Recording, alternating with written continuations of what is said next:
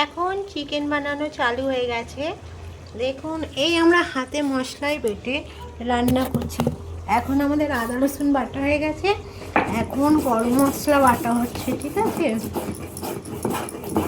কেন এখন আদা রসুন পেঁয়াজ সব বেটে এখন মশলাটাকে আমি ভাজছি।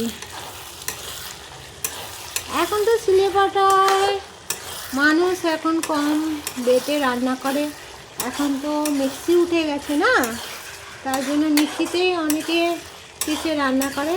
কিন্তু আপনারা সিলে বাটায় রান্না করে খেয়ে দেখবেন। আমার বান্ধবী অর্ধেক করে দিয়ে গেছে কাজ, এখন সে বাচ্চা দেখার কাজে চলে গেছে, আসবে আবার 2 ঘন্টার পর।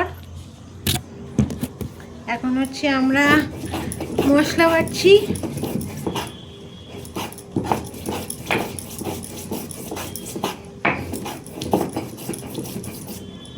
মশলা আমার বাটা হয়ে গেল, অলরেডি কমপ্লিট।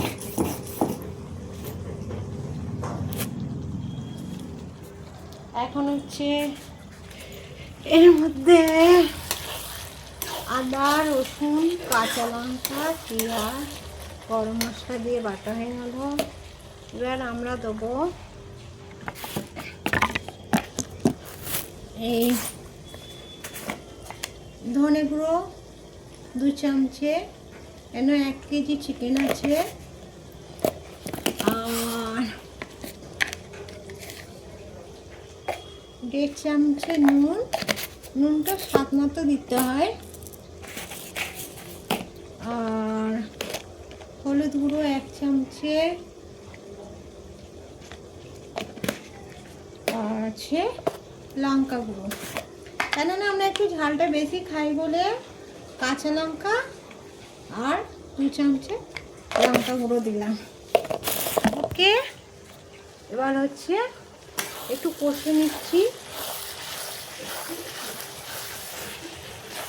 কষানো হচ্ছে না, এটা কম আছে কষালে সবজিটা ভালো হবে। চিকেনটা যত কম আছে রান্না করবেন তত টেস্টি হবে।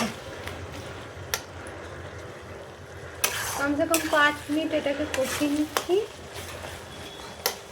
তারপর আমরা চিকেনটা ছেড়ে দেবো। চিকেনের সাথে পাও আছে, যাকে বলে পাঞ্জা। কেননা দিয়ে আমার বান্ধবী আছে, তার হাজবেন্ড পাঞ্জা খেতে ভালোবাসে, ঠিক আছে? তা আগে থেকে মশলাটা কষিয়ে নিয়েছি বলে এখন এটাকে একটু নেড়ে ছেড়ে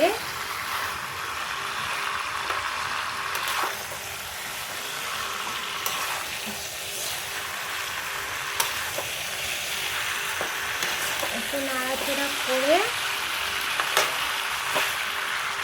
কমসে কম ঢাকা দিয়ে দেবো 10 মিনিটের জন্য, ঠিক আছে?